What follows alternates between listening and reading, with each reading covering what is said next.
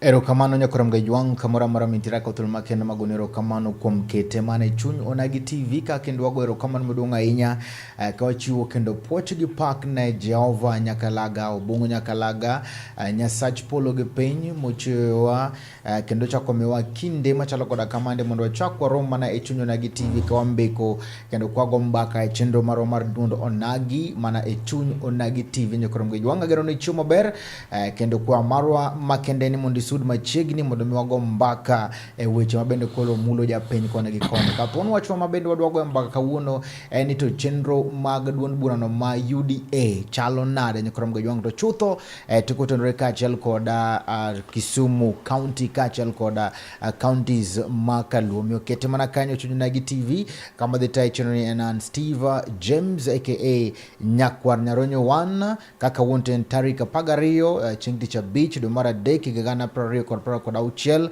wendo maduong' mabende wanogodo e studio kandi en migosi Peterlis Odeyo ma en achiel kuom jochama ma UDA kendo en achiel kuom jogo mabende koro chwalo chenro mag konyo mond liete sama sa chalo koda kamande bende waneno ka bende pi temo daro kata mana kelo midhierni mopogore opogore kuonde dak mopogore opogore Kisumu kaachiel koda counties mopogore opogore pod wakwayi kaka Chuny Onagi TV mondo mi beda kicha kendo kika maseche mikelo koda pi bende yuanyi koramga yuang koka mana to akothol makende marwaki mondo wachak chenro ni e yono machalo koda kamandie migosi Peterlis akothol makende mamos ni to ichiwo nade.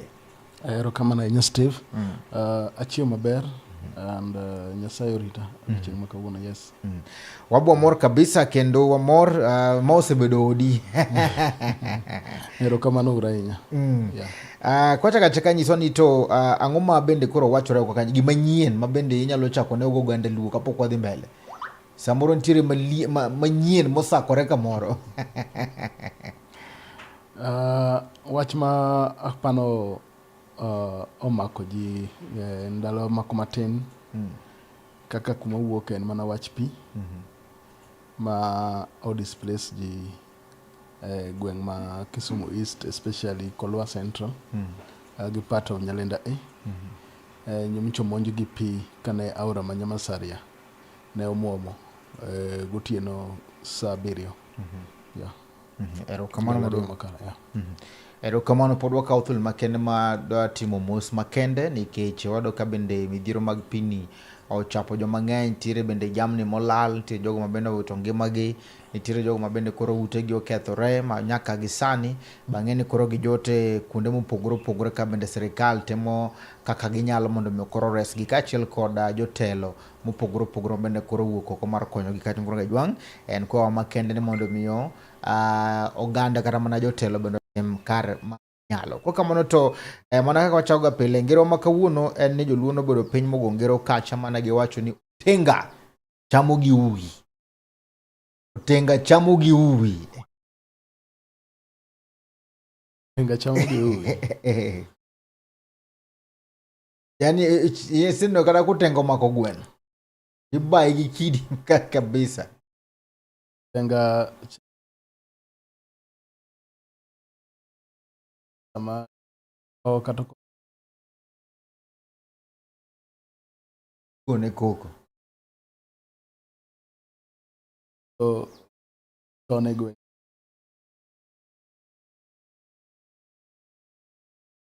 Ne aneno kilungu. Okara duga penjo ng'ata to. Ng'ana mulunga no tenga. Chamo gi uwi. Sawa.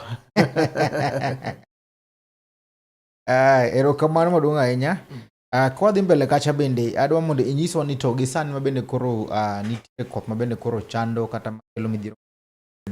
In kaka achiel kuom jalo mabende koro koche kata monlite bende un gi chenro maneno ni jo mabende ukonyogi chutho gi sani bende odak yono makare kata konyo geng'o negi midhiero machalo koda kama.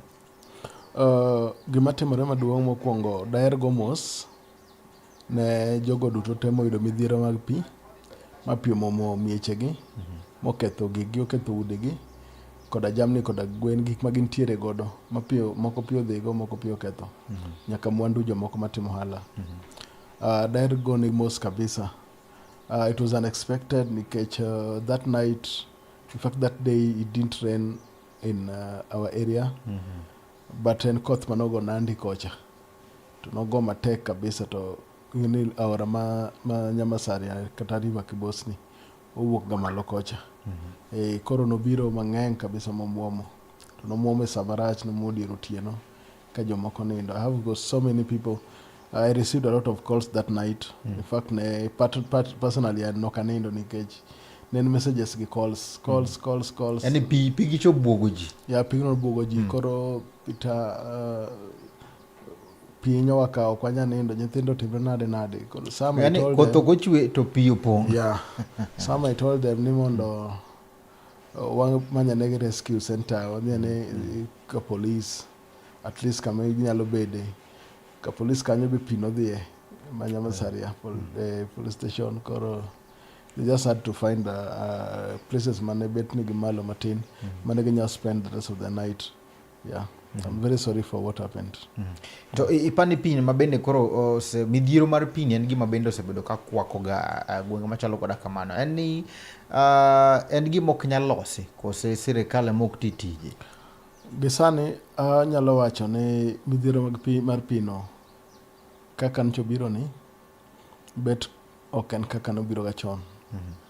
En gimi gaya and hopefully one day obro mana arumo. Nitie kuonde mane pi ne jadhiega masasa ma aora no wuok, to ne pi inyoga kabisa, but tinde ineno ka kuonde go ogene kech nitiere by then nitie kaka nolos gabions moko at least mondo kik aora mukre ma pi nyalo wuok godo o madhi mago nolosi. Koro gima dware maduong' en ni jomogede tie aora, nitie jomoko modiyo aora kabisa and gigede riparian road go. Koro gimiyo pek bedo seche ma pi obiro, to kama pi onego ka ing'eni ka riparian no owene nafas maber and sirikal nyalo loso tie aora maber kata nyalo yawo wang' aora kaka owinjore maber, mana ka gimiyo giwuok kuonde go eko, to obro bedo gi thuolo mayot mondo aora for example ma Nyamasari no kik chak muom ji kendo, nikech waneno kuonde mowuoga go gin kuonde ma pile pile and there are known places ni kama momo gen kama chiel tene ma kamora chiel every now and again yeah. Keni ma itimo nang'o nikech in jal ma bende koro jok mang'eny nie toki chutho to deye ma bende kata mana widows mod liete ma nitiere jogo ma bende koro ogeni ni kapo ni gimoro timore to gin Peterlis Odeyo ma bende koro ginene wang'gi. Bende un gi chenro ne miyo kata mana jal ma bende koro no chenro ni gi gik ma bende timore, bende un gi chenro ma samoro ugeto timo ne jogo kaka maybe chiwo chiemo gige mag konyruogo machalo koda kamano mar konyo jo ma bende koro the things which are in plan and I think machiegni ni wabro dhi ground mondo wang'i kaka wanyalo access and go mos yo makare ne joma noyudo midhiero go mondo kapo nitiere kama inyalo kony ka nitie kama sirikal nyalo timo ka nitie kama wanyalo timo personally kaka wan jochama mondo wabi watimre nade wabi wadhi wang'i mondo wakony. Yes. Migodo Peterlis Odeyo mine paki utimo tich maber de bende mor ywak nitiere kata ng'ur nitiere ne rowere youth iwacho ni to wan da ketwa project achiel bende mipango machalo kamano nitie mipango mar konyo mar riwo kata mana biro gi chenro moro ma bende unyalo konyo godo vijende mana kaka utimo side mar joma mine gi mon liten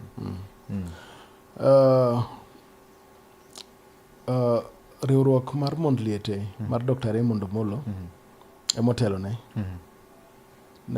kaka nawacho nochakre gimoro higni 3 mokalo to ne wadwaro nikech ne wadwaro wachak gi kanyo mondo timre nade nikech mond liete e joma kale shida mang'eny kabisa kidok korka rowere wantiere mana under the patronage mar Dr. Raymond Omolo wantiere gi team mar sipna moro kae iluongo ni Odari mawuok Suba chiwo sports uniform football kits to youths tineno kotimo all over Kenya and osebedo kotimo gini for the last 2.5 years wantiere gi Kenya Youth Odari en ochung'ne mana korka tuke yeah mondo ng'e kaka wanyalo empower yudhe e gik magitimo nikech sama organize tournament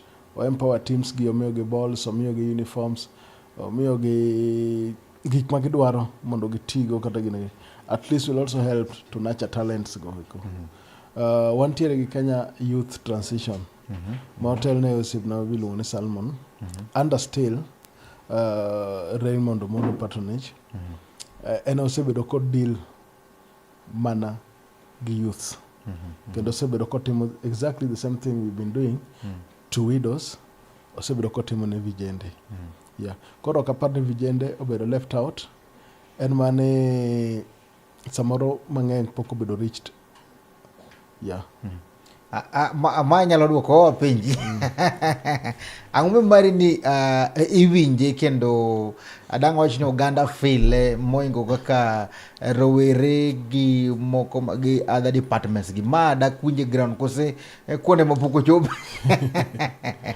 okay one team wa actually wantiere gi jatelo Raymond Omolo is our patron we have our chairman miluongo ni Victor Yugi yes and gimora mora kineno katimre maber iwacho gani ukiona vyalea vimeundwa koro kineno kaka gimotimo maber ngiso ni there's some work which is being done extra work and under the chairmanship mar Ayugi Victor gi patronage mar Dr. Raymond Omolo widows empowerment program osedhi mabor kendo waseketo sinani kendo gi tich matek this thing okenena samoro gima samoro people see in the screen some of us we go extra miles sometimes we travel a lot of distance long distances sometimes we even go without sleeping we really do a lot koro gigiluore mana gi ng'an motelo Moko karo kada uwe. Mane nyalo kaduka. Erokamano mana maber kabisa kendo ko wadhi kacha cha kapok wawuoke chenro mar migape mabende kori itimoni. Nyiso ni to bende nitiere chenro moro ma samoro ugeto keto kata wuoth manyien mabende nono chake mopogore gi migape mabende koro ngodo gi.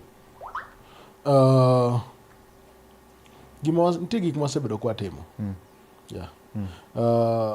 Number one, I think the two programs, my Widows Empowerment Program, the Kenya Youth Transition, osebedo come back on issue mar giving IDs to the youths.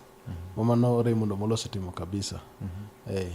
Throughout Nyanza region. Mondo make sure ni kijende mang'eny ma ne ok nyal manage kata yudo kipande e yo mayot. Mondo yud kipande. Sama yudo kipande, it opens opportunities. It opens a lot of opportunities for you. Kan mana mar gokura kende. And gokura is one of them. And saying kipande, you can also maybe kind of where nyalo the yao kambi. Nyalo yudo teach be sama nitie kuonde moko makata mjengo. Indike mana kidwaro kingi kipande. Koro Raymond Omolo noneno ni it was wise and it was nice mondo omi kijende mang'eny kipande kitambulisho. Mamano setimo kabisa ma very soon wadhi chako duoko kipande go. Some of them have come back oseduogo. Like for example in Kisumu East we've got over nearly 2,000 IDs are ready for picking. Erokamano.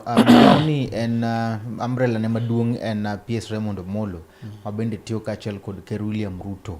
Mane chama ma UDA mabende sani undiko kacha vijende mondo mi okaw kura manyiso ni registration ma UDA dhi maber kabisa. Kaw kura kaw kipande e gima ncho osebedo kwa timo gi kaw kura. And nwatemo kamano mondo wan kaka oganda Joluo wa participate, wayudo jowa manyalo participate e yo makare kendo yo mowinjore sama jo Kenya duto te ni participation mar election. And okodono dog chien. We have got enough numbers, we have got enough people. And gima timrega mancho wayudo ni most people, they just lacked those documents. They lacked the IDs. And without the ID, you can't register as a voter. Koro mane mandare mondo moro ketne sinani mondo atim donate.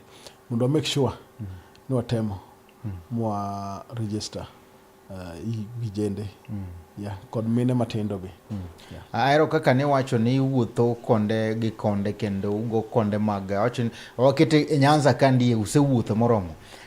Mbaka wachore nade William Ruto doketelo gi chama mar UDA. William Ruto doketelo, that one is guaranteed. Because gik mosetimo. Ingine sama iyiero jatelo iyiere gi gik mo owacho no dhi timo. Sama iduoke gi gik mosetimo. Gik mosebedo kotimo. And it is evident and everyone can see. The other side, the other team of Wamunyoro and the likes. Ka sakasa president challenge gi to nyiso gi ni gionge agenda, gionge plan. Nikechango they cannot talk about agenda nikech those agenda kagibro ng'iyo gi wach barabara kagira wacho to president biro nyiso gi ni barabara che wagero. Kagibro wach reli gibro ng'iyo reli che igero. Kagiwacho wach tich to ginano already nitie jomindiko tich. Even affordable housing osendiko hundreds of thousands of young Kenyans. President William Ruto by January ncho osendiko 100,000 teachers. And those are just opportunities mag employment be. Mapoko tim gi sirikal mora e chakre ne Los Kenya. Koro President William Ruto setimo mang'eny. An dokne en odok mana nikech gik mosetimo. Yes. Erokamano ne wan gi kacha giromo mabende ne jo UDA noromo kacha State House kane gidwaro kacha aspirants mane dhi laro kombe mopogore. Nyanza kandi jok mabende nodhi mane dwaro donjes no mane dwaro laro kombe mopogore kaachiel kod otiko no ma UDA ne chalo ne romo nade. Nyanza ne wan gi a very good number manodhi. And I know that was not the end. Kata insane kidwaro chung kata ngata madwaro chung gi party mar UDA Nyanza ka is highly welcomed. Mondo still the door is still open. Ngatana nyalo chung. Like for example in Nyanza, Luo Nyanza to be specific, it's only Kisumu County manoko produce a governor. But now we have received quite around 3 or 4 people Mother Chung governor Gipati UDA in Kisumu County, and that one is a good impression. Kisumu sano do juma nitiere ji adek ang'wen ma lie koreni koro dwa chung governor Gituki UDA Kisumu County. In other counties we had Jomanche or the State House. Maisoni Migori, Homa Bay, Siano so. Yes, nitie Jomar Chung Gipati UDA as governor. Koro Kisumu County be they follow the suit mondo wayudo joma chung. And wakwayo kendo warwako ji mang'eny. Wadwaro ni ji mang'eny mondo donji mondo chung gi party mar UDA e Kisumu County. Erokamano kwadhi to aneno ka UDA kata mana okay wakunga penji registration machama UDA chalo nade bende ka namba medre. Number to medre nikech wan wase register ji mang'eny. UDA is the man gi register man gi members mang'eny kabisa moingo party moro amora Kenya. Intigi. Yes. Iwacho ni UDA registration mare Nyanza kandie oengo nyaka chama mar ODM. No. The truth ODM nigi ji mang'eny Nyanza. Followed by UDA. Followed by UDA. Yes. But gap saneno ka gap no gi chama ka we are trying in area ni is a Nyanza ODM stronghold. ODM stronghold. ODM is Nyanza is a ODM stronghold. And one kaka UDA niche wastemo donje ye and watemo kabisa war brokers onge gmobro weyo nege mayot ubro bedo friendly fire friendly match to abro the kamora chiel. Nitie joma nyalo bedo chama mar ODM kata mana ma UDA lakini sama yiero idhi yetedo ne ja ODM dhi gocho ne UDA. Ana paka ODM lakini kakora dhiede bakacha to candidate na en ja UDA. And it at times like for example you know when you want to be a governor mar Kisumu County idwaro kura mar jite idwaro kura mar ja ODM idwaro kura mar ja UDA idwaro kura mar ja kata kapudwa munyoro gone kai idwaro coachge idwaro kura mar ja independent ngat ma is not belonging to any party. You want everyone's vote. Koro people also vote for personalities, individuals, and also what you say you are going to do, or you are going to deliver your agenda. You have the plan that you have. The people, for example, in Kisumu East is a very good example. Ne ODM who lose 2 consecutive elections, MP. 2017 and 2022 ja independent ne oyombo ODM. That's why one kaka party mar UDA and this one should be a strong warning to Shakil Shabir. We are not ODM and we are coming for that seat. Georgia Yugimbuta is coming for that seat. Iwacho samoro ni gimoro keseta mang'eny motamore titemo itemo yo machielo. Koro yo ma UDA do biro go makao kom mar Kisumu East no. Ni malo kabisa kendo komno wabiro kao kaka UDA. Yes. King'yo statistics mag jogo mabende go kura thoth gi bedo ga joma mine ka achiel ko joma mine. To joma mine gi mabende koro sekao mokete basket achiel mabende koro konyo kech ng'ama ikonyo ok nyal weyi. Tiende ni sama bende koro UDA kech sa wadongi ega chiel to wadhi yiro kachacha. Ponono ni Ker William Ruto bende nyalo chung kech ji kiage manyalo wacho ni an koro jogada mondo gona block nyalore. Ogone block Macho ni miane MCA obed ja UDA MCA member of county assembly bunge senator governor president gima ng'ere president will want to do iwinjo kan wuoyo nyoro kana ntiere Kapsabet tiwinjo ko owacho ni broad-based government no win all the by elections. Tiyo gi the term broad-based government and the broad based governments and UDA and ODM gini agreement kata arrangement, and they would like ni mondo gini magitim nade. Koro what I can assure you, broad-based government will have at least 90% of legislators, both Senate and the MP. Yeah. ODM koni bende dwaro candidates magi mondo gi win seats mang'eny. Ka koro bende ker dhi neno ni koro gin gi power moromo kaka Dr. Buro Ginga wacho ni gidwaro power. Power no biro ka giyudo seats mang'eny. To maya mamiyo bende ne apinji ndalo mokande wach mar zoning no. To ni wacho ni ji odhi e pap. Yeah, zoning. Okay, ka wan poko wacho ni wadwa zoning. The other party ODM wacho ni dwaro zoning. Zoning ng'eni kiketo disadvantage ne maduong'. En ng'at machielo ok nyal biro go kura ka ng'ate koro osebedo locked out. Yeah. Koro mondo wuog no dhi go kura ok nyal bedo mayot. To sama ok odhi go kura no nyiso ni en gima ketho ne president malo. Nikech the president will not get the votes modwaro. Nikech sama I should go and vote for person X mantie party Y, ta sebedo block ni ja party Y cannot vie area ni, then I'll not go and vote for koka wemo kadhi gochu ngana, and I also wanted to vote for the president. Don't know kama no the ketho kura mar president. Yeah, because that's why I'm against it. Jio the papte giwacho ni koni en stronghold margi. Yeah, giye jio the pap. Hey, ngat moyombo mondo landi. Yeah.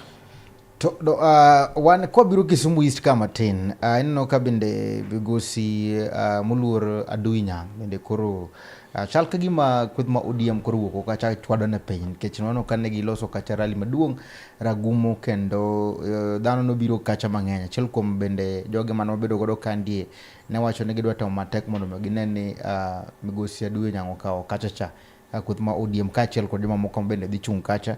Ibende ibiro kandie wachonwa kandie migosi George Ayuge Mbota dhi kawo komno gi otiko mar UDA.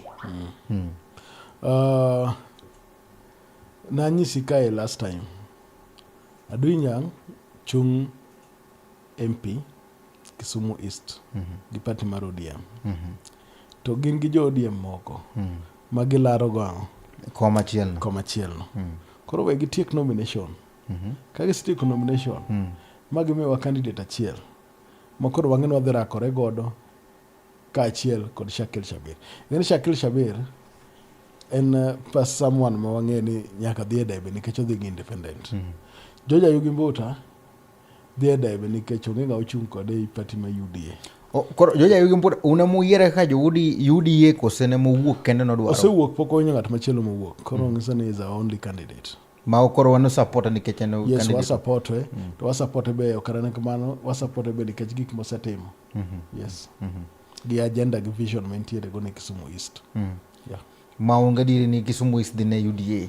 Yeah, Kisumu East is going for UDA. Ingene one thing I want to tell you. Ingene Kisumu East go kura mayang na President William Ruto in the last election more than any other constituency in Luo Nyanza. Courtesy of George Ayuge Mbota. Makoro sani chung'ni. Makoro chung'ni. Kura mane president oyudo in the whole of Luo Nyanza per constituency. Onge kama nogo kura mang'eny ne President William Ruto mengo Kisumu East constituency. Hey. You can go to the records and check. Mama miyo chirni kanyo to nyako kao. By that time you could find the hostility and also kaka Jakom no chung, jine nege Jakom kabisa. And ka George Ayuge Mbota could make sure ni Kisumu East ncho deliver. Kaka no deliver. Why not this time round? Embe kuruko chung. Yeah.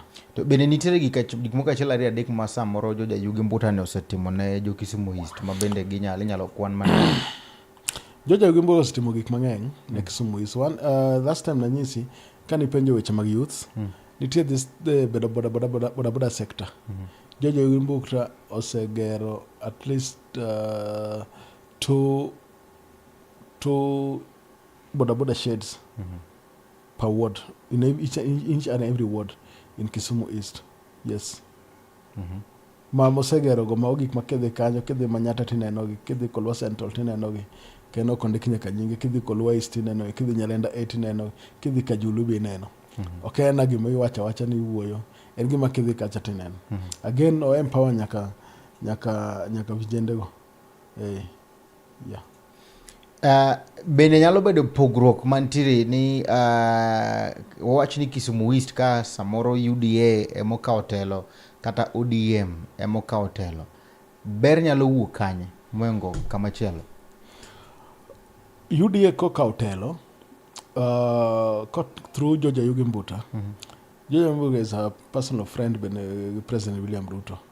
And wadwaro ng'at machiegni gi sirikal, ng'at machiegni gi president, mondo ang'o otimre, mondo ber mang'eny obi e gweng'wa ka. Kisumu East, kaka nawacho last time, Kisumu East is one of the constituencies. In fact, I think within the municipality of the city council, the only constituency maonge gi tarmac road. Sani kore kigero mana manche Pies Raymond Omolo gini otemo ng'iyo migero mar Rabuor Chega machopo nyaka Mamboleo Kibos mane ndara masani gero. But apart from that one, go to Kisumu East sani as we speak gi koth machweni, you can't imagine. And then Shakil wacho ndo chung again, nocha dwaro tamne kendo mar abich, to kidhi Kisumu East ndara chalo gimoro nono. It's even a shame. Ka embo wacho no dwaro chung gi joge ma be support. I support go ko pile gi Shakil. When you go to schools, for example, some few days ago, Pino dio pongo school manene mogero school moro no Dago Shabir mochako nyaka nyinge in Nyalenda A. Thuol no kayo nathi e school kanyo mo chieng'no nolor school for 2 days. To kineno gik ma other MPs are doing, go to Kimilili, ng'ene gik ma Didmus Baraza gene timo. Mosebedo MP for only 10 years. Koko serve all the service second term sani. Kinyo gik ma Didmus Baraza osetimo. You can't even compare gi Shakil Shabir mosebedo telo sani for 18 years. And again, ko wacho ndo duoko ng'ato again, iwacho ga samoro ni change is better than arrest. The guy now does not even have the energy, not even the vigor. That ajmoro man odwano koncha okoro onge. And is there for mondo cham sara to satisfy joge mantiere ket joge moko ma mantiere malowego kata matiyo ofisego mondo make sure ni giyudo gik ma giyudo. But generally Kisumu East is behind. Yeah. Koro anakwayo jo Kisumu East, it is high time mondo jichiew. It is high time, we need a change. And Shakil Shabir has got no option but to go. Yeah. Erokamano, awinjo kiwacho gimoro kacha ni ponono ni kombe midhi kao kachiel kod duond bura ma UDA nyalo kelo dongruok maber kabisa nikech UDA en chama mar ker. Maso ni kada mana positions mag governors gi ntiere jogo mabende koro sewuok malaro kom mar governor mag counties ma Kaluo gi chama otiko no ma UDA. Inyalo nyiso japiny nang'o? Anyalo kwayo japiny mokwongo wago kura ne party ma ker marwa ntiere, president ntiere, mondo wan yud dongruok kendo ber mang'eny. Ing'eyo ni gimo Homabay odhi kako dhicha courtesy of Raymond Omolo.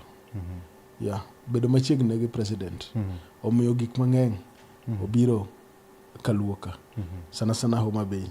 And we need leaders machalo kamano mondo gik mang'eny omed biro. Seche ma gigo biro, dongruok go te obiro, it benefits the common mwananchi. Yes. Erokamano, Homabay odongore kako dongore kacha courtesy of PS Raymond Omolo. Wach madhi mbele ka Peterlis Odeyo inya wang'ayo matiyo matek. Governor ma Homabay kendo wacho ni nikech en kanyo closeness mar gi rais omiyo Homabay County odongore, kendo achaka winjo kane PS Raymond Omolo momiyo Homabay chalo kamacha. Lere matin ka. Gima nyalo wacho mokwongo.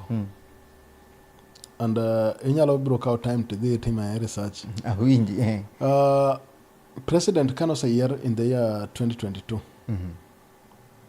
I think his first visit outside Nairobi, apparently in Homabay. on a church, the church. And you can remember ni Gladys Wanga skipped that event. Mowacho no dhi Machakos somewhere or Machakos, but not the part mar Eastern kocha. But the president who could be elected came to Mabei. Courtesy of Raymond Omolo. Kobet ka president ni kanyo, gik ma president otimo, nokwongo wacho gik ma odhi timo. Kanyo ma wacho affordable housing. Ni dhi gero affordable housing Mabei. President kochako duogo kendo homecoming mar Piers Raymond Omolo.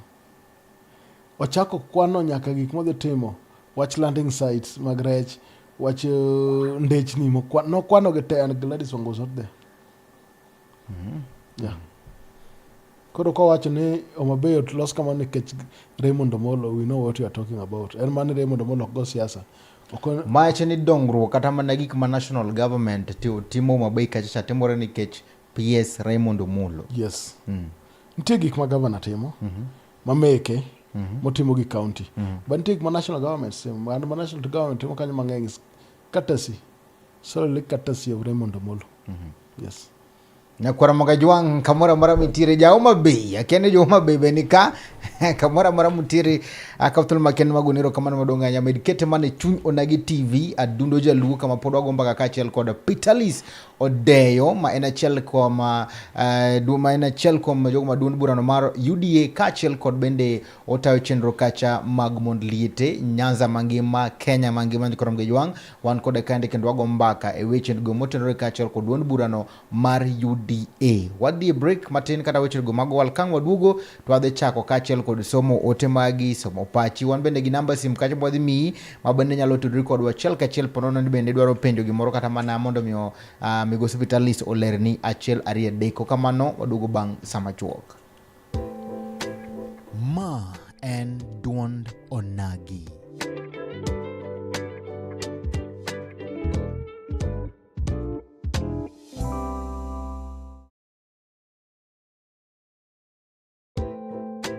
Ma en duond Onagi.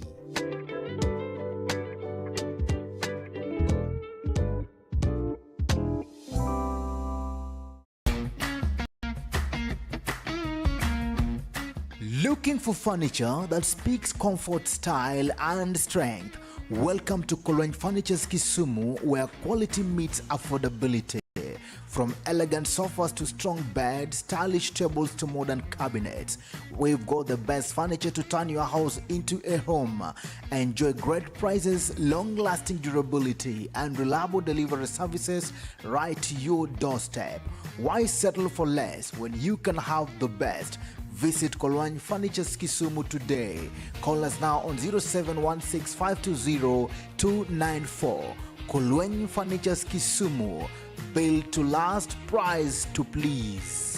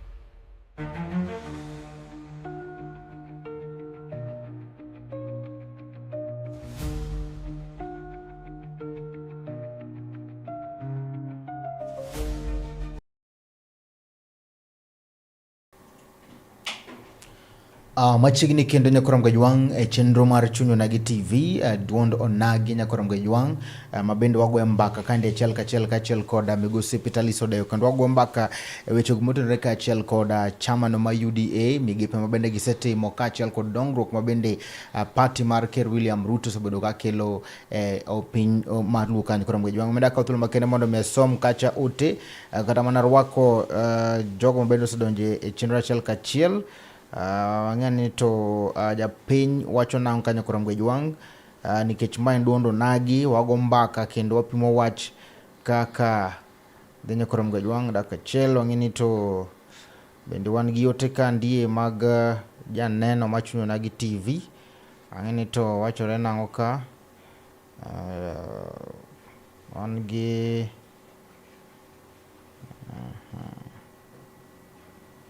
wan ka gi Edwin Gor wacho ni okete erokamano duong' ahinya Edwin Gor. Wan gi Ochara Frederick erokamano. Wan gi Daudi Beloved erokamano. Wan go Nyango Victor, Rooney Lee, then gi Or Edwins kachiel kod JJ Adero.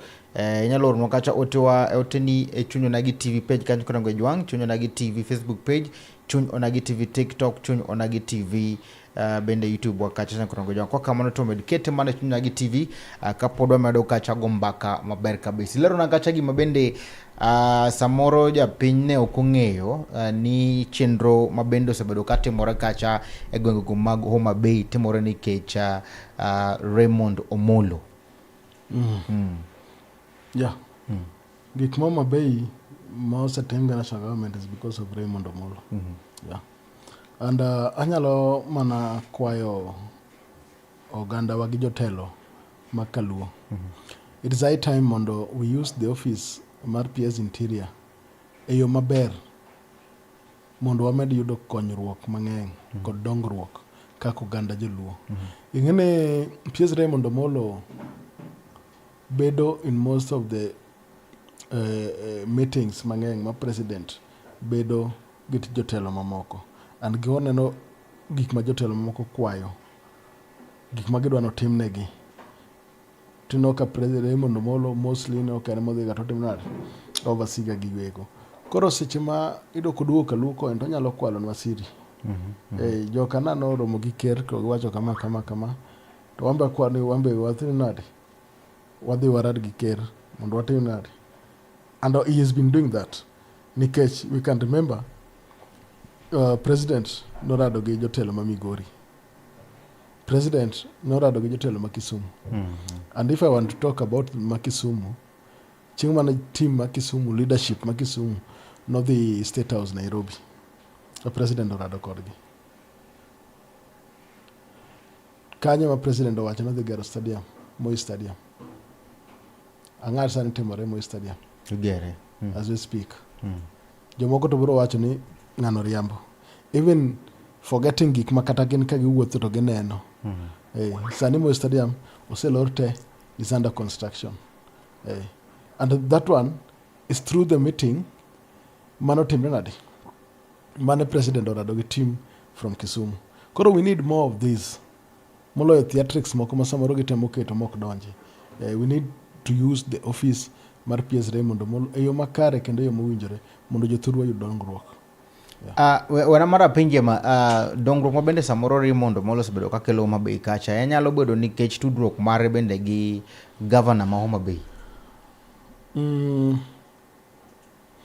The national government ingene be nyaka tigi the county government. Yeah. But the county government ingene nitiere gik moko ma otimo kien. Bro yuendara bro timo ang'o gik moko matindo tindogo. But the major things gi facelift ma Homa Bay oseyudo is through the national government courtesy of Raymond Omolo. His relationship with President William Ruto. Erokamano Peterlis Odeyo yie monda pinji nikech in achiel kuom jogo mabende koro deal gi PS direct. Lernwa gi mama bende kech nitiere jogo mabende koro pako PS, nitiere jogo mabende koro ineno ka osemene omien chalo ka gima miene gi weche achiel ariyo adek. Mae kamera mari jahera mar Onagi TV bende koro winji kandie adwa ni lernwa ni to ang'o madhi mbele ka ilerne japiny gini maber kabisa mowinji. Joma mieno PS Raymond Omolo gi chilo gi weche moko manono, and the good thing ni the PS does not even respond to them nikech he knows ni jogo goya lwenje. Ing'eni iwacho ga ni olemo manyago yien manyago olemo itimo emibagi kidi. Koro Raymond Omolo kibagi kidi is because of what the good things he's been doing. Masamoro some people are seeing like, no, this guy is getting like, is running away with the support. Masamoro nege fail ni ginemonego bed nege yudo. The likes of Babu Owino. One reason why he's fighting Raymond Omolo is because he could only manage to drink jo Nairobi, give the youth Nairobi more to wigi, and getting an easy entry in Kisumu or Tamega. Koro, through his whatever guys man go Martin go. Kotimu no ngai winjo Kisumu is Raymond Omolo. And now the only thing he can do is to fight Raymond Omolo. Mondo ji ok chak kaw Raymond Omolo kaka ng'at marach. Iwinjo? Koro anakwayo jogo eko. Giwete wacho gik ma giwacho gik moko manono mabe make sense. Gikaw kijende kaka the other time. And this one is very well to the border sector ma Kisumu County. Onego bed joma ratiro. Onego kik ng'ata bito ti kodwa kaka nchine no tiyo kodwa ma ng'ato koro ncho dhi wito ngimane. Samo wito ngimane no, jogi to dhi mbele gi maisha gi. Ng'ano familia ne dong kanyo ka koro chandore. Na thicha koro ok bedo life. Samoro ngima mar dak kange baba gi ntiere. Koro before we do certain things, we need to rethink.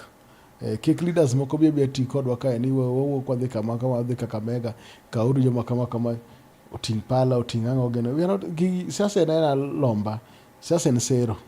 The issue mar tiyo gi crude weapons ma some leaders osebedo ka advice jomoko is not good, and then ka gik moko se timre marach kucho, they all blame Raymond Omolo for doing nothing, and Raymond Omolo is ng'ama is totally onge weche kata chiel. Gima jogi ketho go nyinge en they fear the popularity mar Raymond Omolo mosebedo ka rise over and over again. Yeah. Weche mag insecurity neno ka bendo sego kang machalo nade? Insecurity insecurity is something ma chendo kamora mora. What I can say, it has been managed at least tinde ywak onge mang'eny ahinya, and gik moko sebedo at least chon. For example, I can only talk about kuma wuoke. Ne wan get a lot of issue ma igoji gotieno police team rekena nade, but we are finding ni gigo sani dok piny. Yeah, as much as insecurity kwanya wacho no rumo nikech jokoge to pod nitie jo maundu go pod nitie, but waneno ka gidok piny. Gima nyalo mana kwayo ni vijende wa kik ng'ato ti kodwa e yo moko winjore ni mondo wadhi kel lweny kamoro. Ng'ama ikelo go lweny no ng'eni ng'ane wadu. Sama in gi shida to ng'ane minyalo chopo ire kata nyalo konyi kungo chopo iri makonyi. Mopogre gi samoro gi ng'at mine no ori ni mondo idhi ir ng'at machielo cha mondo ikel lweny. Alafu ka gimoro osekethore kucho, udwa kawo tukete winyi ng'at machielo ma is not even concerned gi weche go. Raymond Omolo is purely focused gi issues mag developments gi tiyo ne President William Ruto. And mane moneno ka focus na nitiere maduong' kabisa. These people do, if you want to know, they don't even talk about the good things masama Raymond Omolo timo. Nikech ang'o? Gini mago the propel Raymond Omolo motimore. Koro sane gi donjo nyaka gik moko macho timre ma ng'ato ok dwa chulo rent, winjo kiluongo nying Raymond Omolo. Gimo timre Lake Basin. If he owes Lake Basin rent kaka irungu nyakera, then koro nyao the social media to ndiko nying Raymond Omolo. Why? Because that's a scheme magise pango. How to taint Raymond Omolo as a bad person, which is not true. One wange Raymond Omolo kaka ngat ma humble, ngat ma honest, ngat ma is God fearing, ngat ma timo tije diligently, ngat ma ohero ji. Kendo Raymond Omolo herane cuts across the board.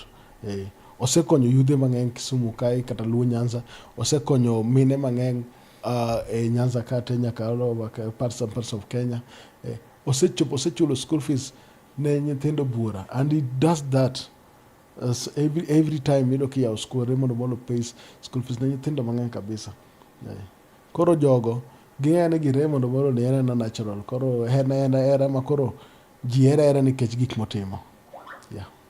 Ero kamano, ne wabedo kandi ka achiel kod achiel kuom jogo bende wagogo motimo godo interview kandie, to ne wan kacha bende gi PS Oluga ne rwako dala gi kocha, kendo naneno ka bende ker no timo kacha promises mag gero achiel ariyo adek, to nitie ywak moro ni nitiere gigo mabende no promise to pok ochak nyaka gi sani. Gima timore madwa nyisi kendo, nitiere gik mar ongoing in Siaya madhi mbele as we speak, nitiere markets migero as we speak, nitiere ndara migero as we speak. Moko nchi neno ka Tandi owacho nikech as a budget chair njo seketnegi pesa, to moko be ng'ini samoro luwore gi the relationship with the local leadership. The local leadership can't continue attacking the president, and again on the other hand gidwaro kony. The other time you saw Rengo attacking the president, then odoko ambulance in State House mondo ter Siaya. Iwinjo? Koro it is high time mondo manyiso ni ker be samoro kosenyisi nadhi miyi gini to chak ibal kode, koro konyo inyalo ng'wanya matin. Timo but koro ng'ini samoro kidwa gine ahinya, kidwa bedo vocal ahinya kigoye issues ikaw your local politics gi disagreements moko ma untiego dhi niketo ne, to ng'ini gigi dwarre mondo tim kamoro amora.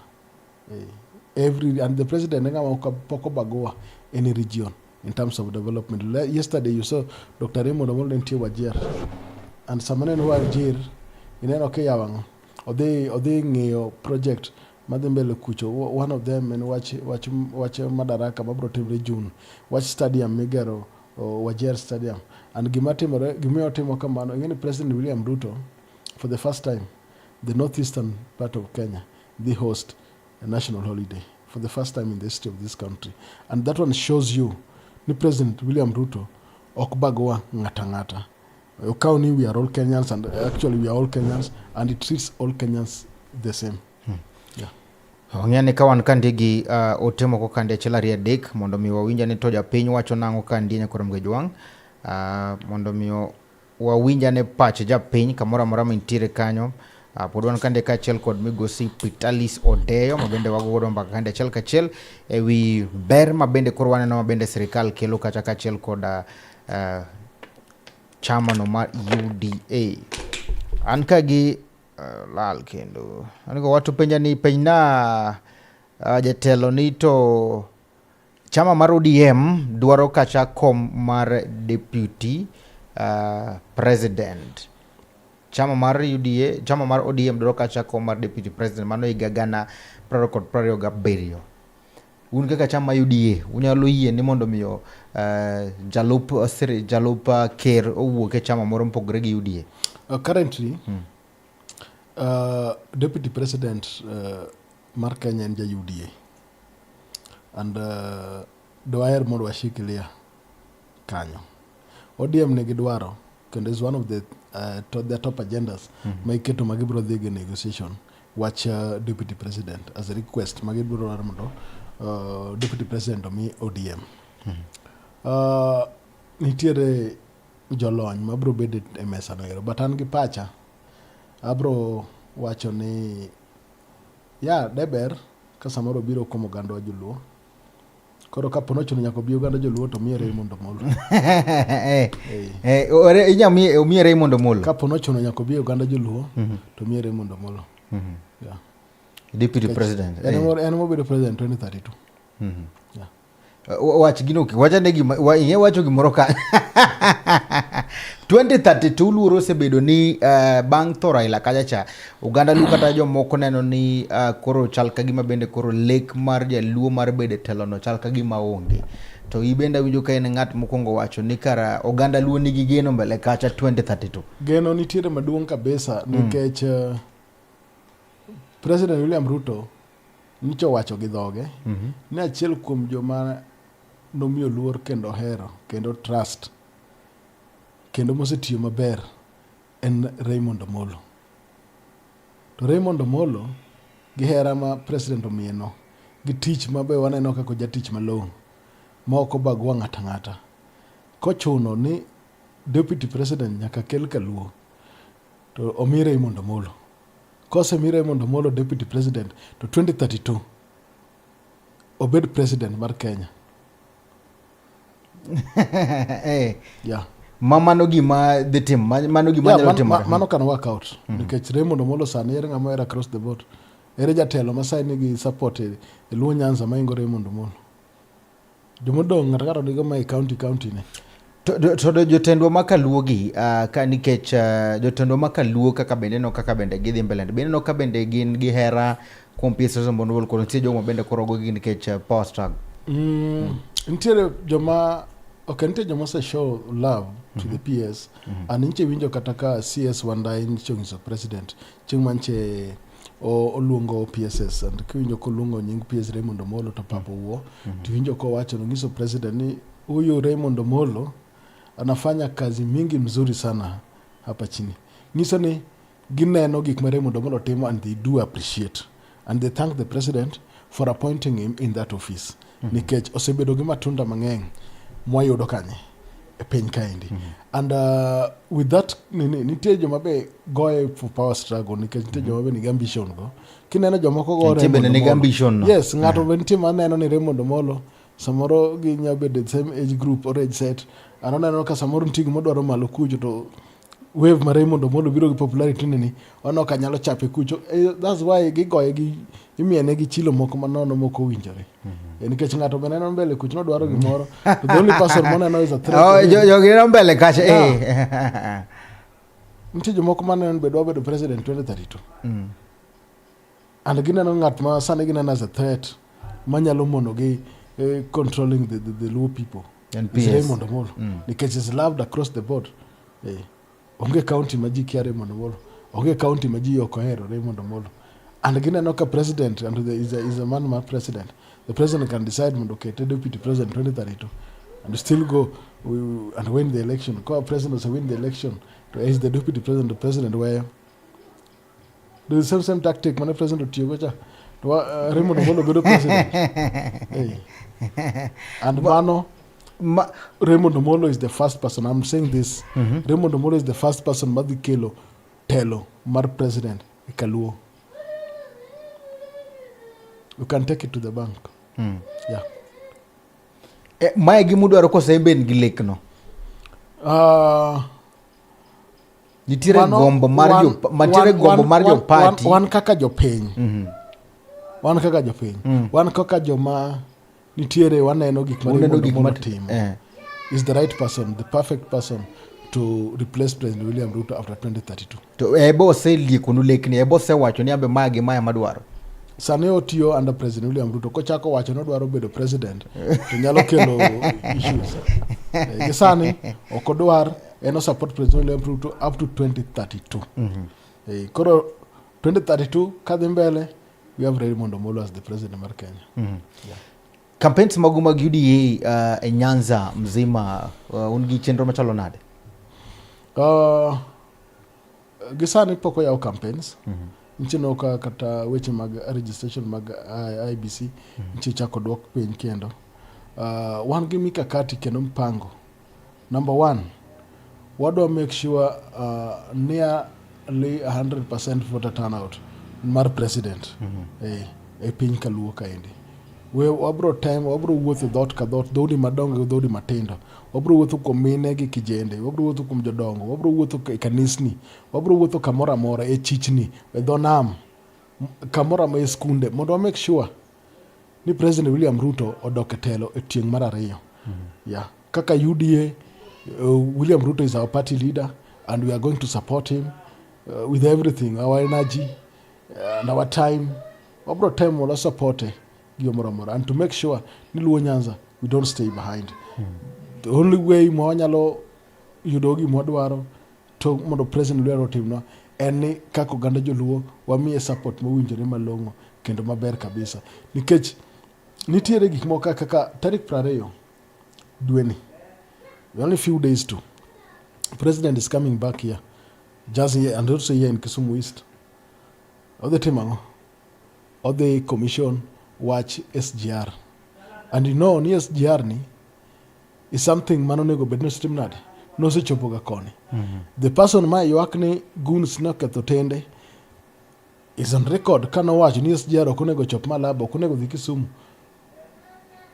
because gin joma ng'iyo gi siasa moro mar ukabila. Gineno ni gikoro omiyo the former president nokawo gino to weyo puothe in Naivasha. How has it helped Kenyans?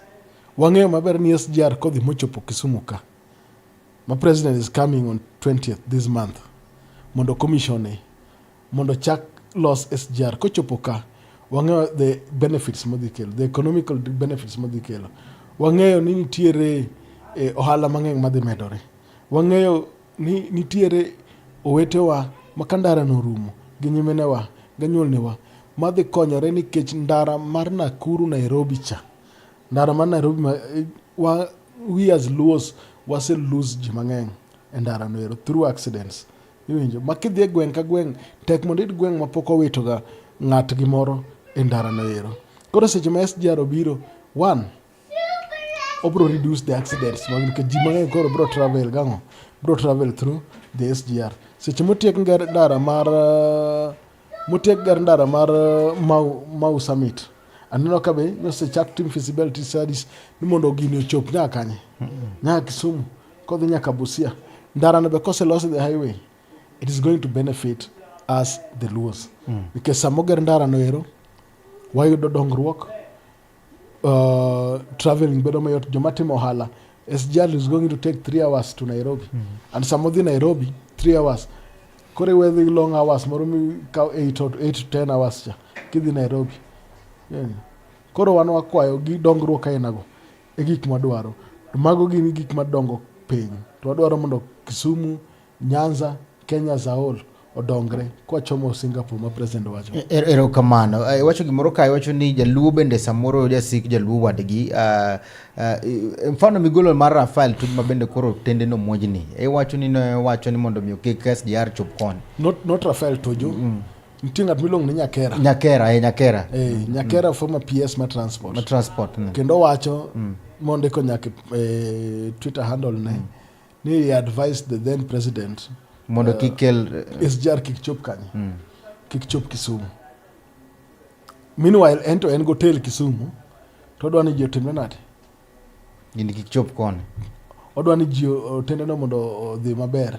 But SGR monego chop ka to kelo dongruok to kelo welo, ok odwani chop Kisumu. Seche mibro ger SGR no, nyithindo dhi yudo tije, ji mang'eny dhi yudo tije. Ineno? Yeah. And I say, you'd opportunity my SGR from Nairobi to Mombasa. I know even how sweet that thing, but a better gari noero, it take lesser hours. At least we'll have more tourists. Makoro bro biro, nteje mako paro gano da uoga kucho ko biro uok Nairobi ko biro Kisumu. To samaro wachna wacha tu ikae. But koro with the SGR, we'll get more visitors. And our town bro dongore kabisa. Anano ka Ker William Ruto gi Kachel projects mabendo kelo na Nyanza kabisa gino bende poka samoro no betie. En gima bende koro Jaluo bende koro kawe nyadhe. Soma na Chuny Onagi Collins Abwa wacho ni amor gi kaka jatelo lero weche mag dongruok e piny Luo gi sirikal ma President Ruto. I think this is the first time our community is positively gaining government fruit. Luos and especially youths should entirely support this leadership. Mbele iko sawa. Erokamano Collins, a good friend of mine. Yeah. Thank you. Manyiso ni Migosi Peter mawane no gitindo ponono ni Ruto chako doke telo tam mar ariyo to wanyalo no gik madongo mopogore gi mano. Gimomiyo awacho ni Ruto kodoke telo, wan kako gando Joluo bro medo konyore. Ineno some of the few things ma nonego bedno chopo koni, no tamwa ni gik nya chopo koni nikech wan Joluo. That's why SGR ok chop koni. That's why ndara magero.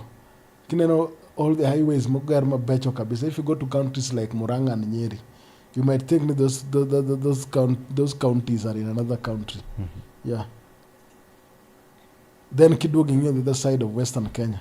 Western Kenya mina neno ka report moro wuok ni Western Kenya kendo golo pesa mang'eny, tax mang'eny kabisa. Ineno. To wang'eyo ng'amo chiero kembni mag skari Western Kenya kae. Koken President William Ruto. To wang'eyo ni gigo teno tho ndalo ndalo Uhuru Kenyatta. Immediately mane Mwai Kibaki ochako assume the office to gik moko chaka to achiel. Ka Kibaki Uhuru Kenyatta donjo to koro tieko gi te. Wang'e maber ni Chemelil Sugar ne tiyo maber kabisa, but notho kabisa morumo. Wang'e wach Sony Sugar, wang'e wach Miwani, wang'e wach kidok Western wantie gi wach Mumias, ineno. But ng'amo revive gite is President William Ruto. Samo se revive gine sani for the first time kidhi duka tichake yudo skari mar Mumias. Mane mose wegan mose luar. Sani kidhi tiyudo skari mar Sony Sugar. Ineno. And I'm a very big fan of football. Sony Sugar nigi club maduong' kabisa miluongo ni Sony FC, same as Mumias. Gigo to nodhi collapse kane the past regime notieko wach kambi go eko mothiro gi magirumo. But hopefully ageno kendo alemo ni gika bro duogo, timbe go eko bro duogo. Nekech negi help mondo gi nurture talents. Koro president osetemo kar monyalo mondo inowa economy mar Nyanza. Sani pok iwinjo last time mane winjo ka jopur nang' ywak. Last year to nagi ywak matin. Nentiere ywak. Last year. Chulre chutho gi kalore. Last year mane nitiere ywak. Nitiere mane compensation. The president ne order ma negi temo chulo that privatization. Ineno mondo okawgi gi kembe moko kata watu binafsi mondo oran. Iwinjo. And kaka for example Sony Sugar. Chakre that take over bisewinjo ywak mora mora. Okibinjo. Same to Mumias. Chakre that take over bisewinjo. The most important thing ene japuro chul, wuon yang chul, ng'ama tiyo chul, skari be, sani they are even making profits. Sani they are even paying tax. Ma some of them ne wega chulo. Nikaluwore they kept on making losses. Iwinjo. And pesgo ekimne koro biro gi president koro loso wach infrastructure fund makoro they help mondo ger gik mang'eny e Kenya kaendi. Yeah. Koro we need to support the president because he's been good to us as Luo people. He's been nice to us ma gik mang'eny matimre sani mano tamruok ni ok chopnwa. Yeah. Erokamano maduong' ahinya kuom Gajwang' kuom kete mane Chuny Onagi TV kandi kendo kuma pod ombeko kaachiel koda migosi Peterlis Odeyo. Iwinjo kaka bende otemo leronwa kacha migepe ma bende rais kata mana moluor William Samoei Ruto osebedo katimo achiel ariyo adek. Kapok watieko winjo kiwacho kacha ni tend William Ruto, Samoei Ruto temo mondo chier kembe ma bende notho kendo keto moko mondo miyo piny Luo kan bende gik moko dhiye mabeyo. Wan kende bende gi jeja dero bende wachini bokete chenro ni kuom Gajwang' kama nataka uthul makende maguniro kamano maduong' ahinya kuom tukulo mari mimiyo wakandi kaachiel kod ote magenya kuom Gajwang' koda bende bedo kod siko kibedo kod wakandi Chuny Onagi TV pile ka pile to wiki kwil moke subscribe YouTube page maroma Chuny Onagi TV, TikTok Chuny Onagi TV kaachiel kod YouTube page bende Chuny Onagi TV imiwa kacha subscription. Kapok watieko heka thuolo makende mondo miamika kendo Peterlis Odeyo omiwane wachne mogik kata mana ote mabende samoro nitiere midwa miyo japiny. Erokamano ahinya. An wach mango mogik ne oganda joluo. Wasupport jotendwa matiyo. Ng'ata matiyo moseyier kata mobedo appointed. Let us respect and support them. Let us support especially our PS, Super PS Dr. Raymond Omolo. Mosebedo katiyo matek kendo gi honesty kendo gi hera ne oganda joluo kendo ne Kenya mangima. Wawe weche moko mag chilo mimienogo jatelo. Nikech neno ka gik motimo to nyinge dhi maber. Koro jomoko ma jonyiego temo timo gik moko mokunjre. Dr. Raymond Omolo osekonyowa kabisa kaka oganda joluo kendo miyo development mang'eny odhi mbele. President marwa William Samoei Ruto be wami support kaka oganda joluo nikech wa hope kendo wan gi geno ni tok President William Ruto telo ni biro piny Luo kaendi. Erokamano ko kamana ka thul makende bende go erokamano ne Collins ma bende wan go Felix ma bende en japicha maro achiel kachiel studio kende kendo neno ni picha ler ma bende yude kamoro amora mantiere no. Erokamano Felix ka achiel koda Medusa ma chenro ma bende oneno ni chenro ni owuok e yono makare. Nelson Mandela Okore agoro kamano maduong' anya kuom medo mana kete e chenro ma Chuny Onagi TV ka achiel kod imbago ni erokamano e miyo wakende ilero gik mabende maber kabisa. Kena ngene japenyo winje maler. Erokamano ahinya, erokamano Steve, erokamano Mandela. Erokamano urainya. Kaluwore gi twak mabende wawacho ka ndie igolo twak maber kabisa kendo picha manyiso ni Ker William Samoei Ruto tiyo ne jaluo gi chunye te kaachiel kod Dr. PS Raymond Omolo bende timo kar monyalo neno ni piny luo odongore e yono makare. Kwa kamano mane tayo chenro ni en Steve James aka Nyakwar Nyaronyo Wan kangiro makawuono ne wacho kacha ni otenga chamo gi uwi oritu masan. Erokamano. Ma en Duond Onagi.